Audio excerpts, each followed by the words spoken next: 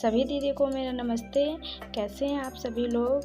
तो स्वागत है आप सभी का मेरे यूट्यूब चैनल पे। तो आज मैं अपने इस वीडियो में आप सभी को दिखाने वाली हूँ कि समूह की जो ऋण पुस्तिका होती है उसको कैसे लिखा जाए, और जो समूह के जो पासबुक मिलते हैं दीदी जिसमें बचत लिखा जाता है तो उसको भी मैं लिखना दिखाऊंगी आप सभी को किस तरीके से लिखा जाए। बहुत आसान तरीके से लिखना दिखाऊंगी आप सभी को।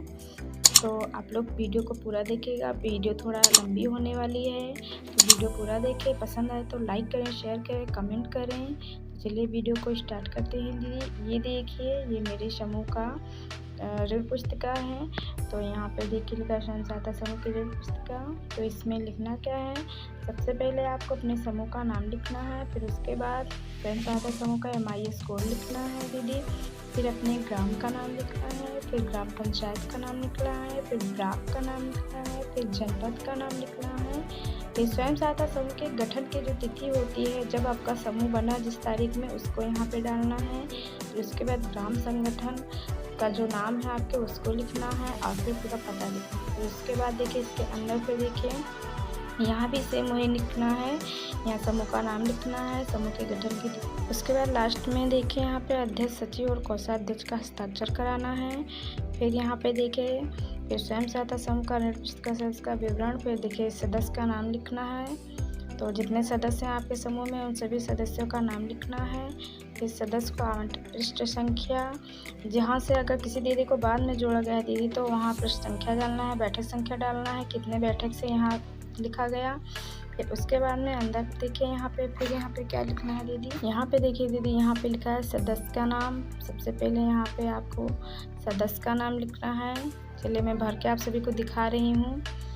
तो यहाँ से देखिए मैं लिखने जा रही हूँ। यहाँ पे जैसे मान लीजिए मेरे समूह में दीदी का नाम है सीमा, तो मैं उन्हीं का भर रही हूँ।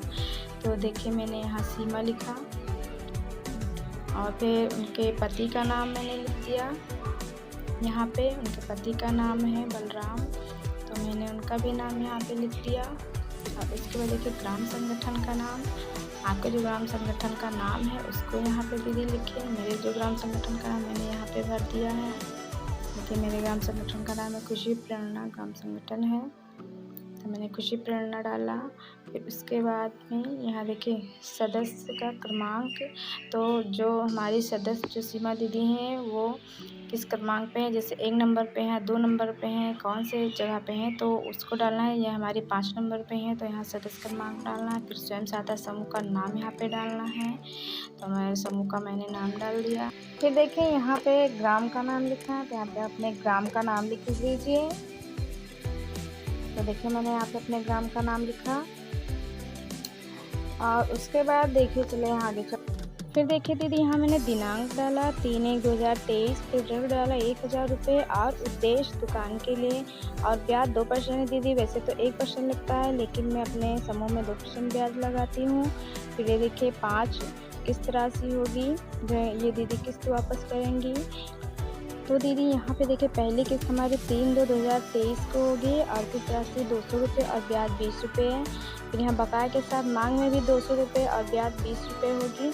फिर यहाँ ऋण वापसी के विवरण में भी 3/2/2023 और किस्त की राशि 200 रुपये और ब्याज 20 रुपये हो गया। तो जो आगे लिखा जाएगा दीदी वही यहाँ पीछे ऋण वापसी में भी लिखा जाएगा, क्योंकि हमें ट्रेनिंग में इसी तरीके से बताया गया, वही मैं आप सभी को बता रही हूँ।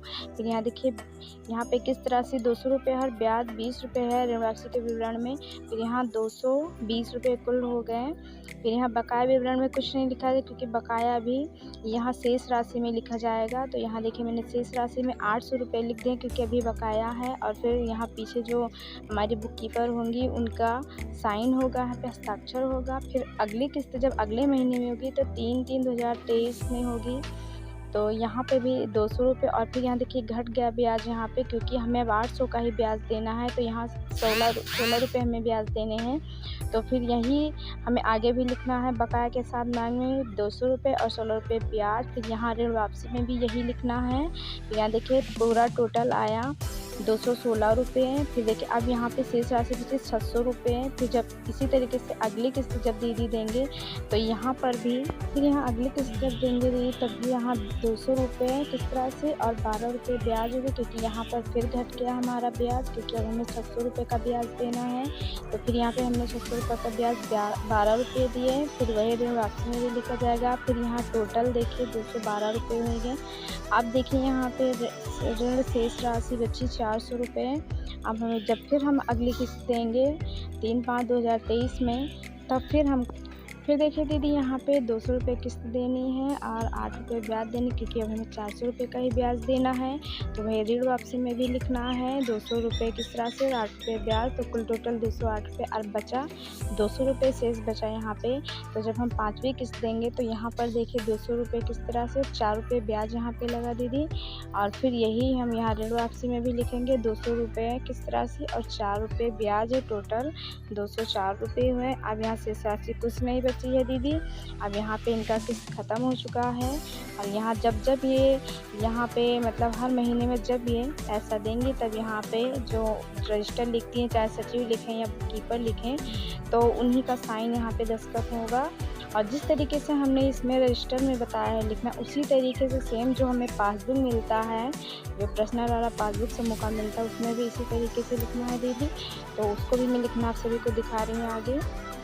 तो देखिए दीदी, ये देखिए हमारे समूह का ये पासबुक है जो हम सभी को हम हर हफ्ते की बचत करते हैं तो इसमें लिखते हैं। तो देखिए यहाँ पे इसको भी भरना आप सभी को मैं बताऊँगी कि किस तरीके से आप लोग लिखिए।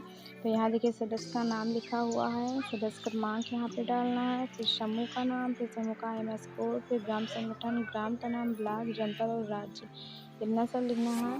फिर देखिए यहाँ पे अंदर यहाँ पे क्या क्या भरना है दीदी। यहाँ पे देखिए समूह में जुड़ने की तिथि भरनी है, जिस दिन दीदी समूह में जुड़ी उसी दिन। फिर सदस्यता क्रमांक, फिर सदस्य का नाम यहाँ पे लिखना है, फिर पिता पति का नाम, फिर जन्म तिथि उनकी लिखनी है, वो भी आधार से देख कर लिखनी है दीदी। तो देखिए यहाँ पे इस तरीके से लिखेगा। देखिए मैं एक भर के आप सभी को बता रही हूँ। जैसे एक ये आधार को देख के लिखेगा, फिर उम्र इसी से जोड़कर फिर आप लोग उम्र लिख दीजिएगा यहाँ पे। और पढ़ाई अगर वो पढ़ी तो उनकी दीदी डिग्री लिख दीजिएगा, जैसे 5वीं पढ़ी, 8वीं पढ़ी, 12वीं पढ़ी हैं तो यहाँ लिख दीजिएगा। और अगर वो नहीं पढ़ी हैं तो निरक्षर लिख दीजिएगा यहाँ पे। और अगर वो दीदी पढ़ी लिखी हैं तो यहाँ पे बस साइन करना जानती हैं दीदी, तो यहाँ पे उनकी डिग्री नहीं, बस उनको साक्षर यहाँ पे लिख दीजिएगा, ताकि वो साइन करना जानती हैं और पढ़ी लिखी नहीं अपना साइन कर लेती हैं। फिर वैवाहिक स्थिति लिखना है, यहाँ पे विवाहित है तो विवाहित लिखिए, विधवा है तो विधवा लिख दीजिए, विकलांग है तो वो भी लिख दीजिए यहाँ पे। अब देखिए व्यवसाय में आपको क्या लिखना है, गृहिणी, क्योंकि महिलाएं घर ही का काम करती हैं, वो कोई सर्विस तो करती नहीं है। फिर उनकी वार्षिक आय तो कुछ नहीं, क्योंकि वो गृहिणी घर ही का काम करती हैं। फिर जाति, अगर उनकी SC है तो SC लिखिए, OBC है तो OBC लिखिए, जो उनकी जाति है उस तरीके से उन्हीं का लिख दीजिए।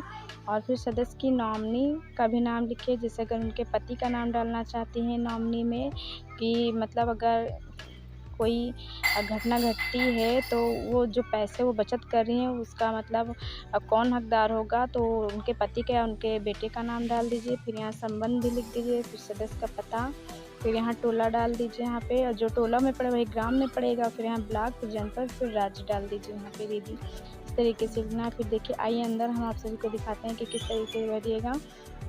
तो यहाँ पे जिस हफ्ते आप बैठक करेंगी और बचत करेंगी तो यहाँ पे तारीख डाली। देखिए मैंने एक तारीख डाली। अब बचत आपने 10 रुपये की, बचत पर ब्याज कुछ नहीं है तो यहाँ पे भी 10 रुपये डालेगा।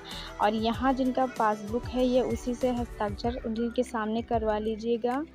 जब आप पैसे चढ़ाएंगी तब वो पदाधिकारी हस्ताक्षर करेंगी। फिर जब दीदी दूसरे हफ्ते में आप लोग बचत करेंगे तो इस तरीके से लिखिएगा। दूसरे हफ्ते में जो तारीख पड़ेगी उसको डालिएगा। और यहाँ पे देखिए हम फिर 10 रुपये लिख रहे हैं, क्योंकि दूसरे हफ्ते में हमने बचत की है 10 रुपये। और फिर यहाँ पे 20 रुपये क्योंकि हमें टोटल लिखना है, क्योंकि 10 पहले का और 10 आज का 20 करना। और फिर तीसरे हफ्ते का देखिए दीदी इस तरीके से लिखा मैंने, तारीख डाल तीसरे हफ्ते का, यहाँ फिर मैंने 10 रुपये लिखा और फिर यहाँ 30 रुपये लिखा, क्योंकि 10 जोड़ के यहाँ टोटल लिखना है दीदी कुल बचत। और जब जब आप यहाँ पे बचत चढ़ाइएगा तो जिस दीदी का ये पासबुक हो उनसे हस्ताक्षर करवाइएगा। अगर हस्ताक्षर करती हैं तो करवाइए, अगर अंगूठा लगाती तो उनसे अंगूठा लगवाइएगा। और फिर चलिए अब यहाँ चलते हैं। दीदी जिस तरीके से मैंने ऋण पुस्तिका में भरना बताया है उसी तरीके से इसमें भी कोई दीदी अगर उधार लेंगी तो यहाँ पर भी उसी तरीके से भरना है। तो यहाँ देखिए मैं आप सभी को भरना दिखा रही हूँ। यहाँ पे ऋण कुल ऋण राशि है 1000 रुपये और उद्देश्य दुकान के लिए जिस तरीके से मैंने उसमें लिखा था सेम उसी तरीके से इसमें भी लिखना है। और फिर विवरण की तिथि यहाँ पे किस दिन इनको दिया गया है 1000 रुपये जो ऋण की राशि थी, तो हमने उसमें लिखा था 3/1/2023। तो यहाँ 3/1/2023 मैंने डाल दिया। पृष्ठभूमि संख्या तो जिस बैठक में उन्होंने लिया है बैठक संख्या यहाँ पे डालना है। तो ऋण की पृष्ठ संख्या यहाँ पे डालिए। जैसे कि यहाँ पे मैंने डाला 23 तो बैठक संख्या 23 हो गई यहाँ पे।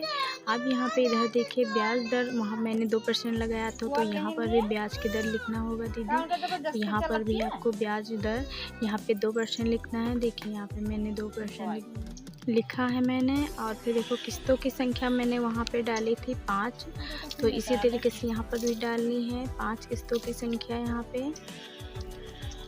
तो मैंने यहाँ 5 डाल दिया। उसके बाद किस्त की राशि 200 रुपये हर महीने। फिर किस्तों का समय 1 महीने मासिक लिखना है यहाँ पे, क्योंकि महीने में ये दीदी देंगी यहाँ पे। अगर वो हफ्ते में देंगी तो फिर हफ्ता में लिखिएगा, अगर महीने में तो महीने, वरना आप एक मुश्त भी लिख सकती हैं कि एक बार में ही एक मुश्त में देंगी वो पूरा। तो फिर अब देखिए जिस तरीके से मैंने वहाँ पर भरना आप सभी को बताया उसी तरीके से इसमें भी भरना है। देखिए सेम। तो देखिए दीदी यहाँ पर मैंने सब भर दिया है। आप लोग यहाँ पे रोक के वीडियो देख लीजिएगा और भर लीजिएगा इसी तरीके से। तो आप सभी को कैसी लगी ये वीडियो और जानकारी मेरे द्वारा दी गई कैसी लगी आप सभी को, आप लोग कमेंट बॉक्स में ज़रूर से बताइएगा दीदी। और जो लोग मेरे चैनल पर नए आए हैं वो मेरे चैनल को सब्सक्राइब कर लें और इस वीडियो को लाइक करें, शेयर करें, कमेंट करें। और एक बात और दीदी कि ये समूह का जो ऋण पुस्तिका है इसमें पैसे का लेन देन बहुत अच्छे तरीके से लिखिएगा। अगर एक भी रुपया इधर उधर चला गया लिखने में तो बहुत दिक्कत हो जाएगी दीदी।